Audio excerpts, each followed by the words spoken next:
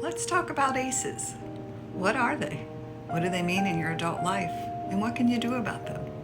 Adverse childhood experiences. ACEs. The original CDC Kaiser Permanente study looked at 10 different questions. We'll talk a little bit more about going beyond those 10, but the original 10 questions, let's review those. The first one being in the abuse category of emotional abuse. Did a parent, step-parent, or adult living in your home swear at you, insult you, treat you in a way that made you feel as if you were afraid that you might be physically hurt? I know for me, my dad was physically abusive during my first 10 years of my life until he finally sought counseling and then apologized to me for ever hitting me and promised to never do so again.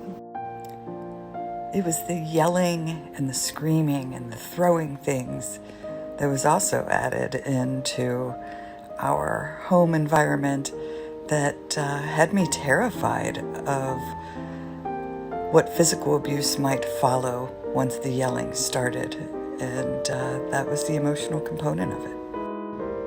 ACEs, or adverse childhood experiences, are potentially traumatic events that occur in childhood or from 0 to 17. I myself score a 10 out of 10, so I feel like pretty much of an expert when it comes to talking about ACEs.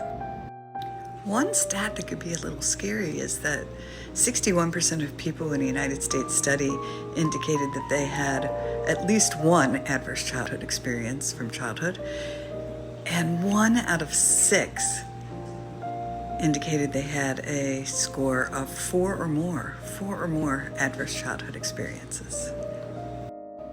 So what can we do about high ACE scores or even 1 ACE? Tune in tomorrow and we'll continue talking about the various ACEs and then what we can do about it, particularly when it comes to resilience. And what's your resilience score? And I will guide you through some wonderful ways to help yourself along this healing journey. Thanks for being a part of this series.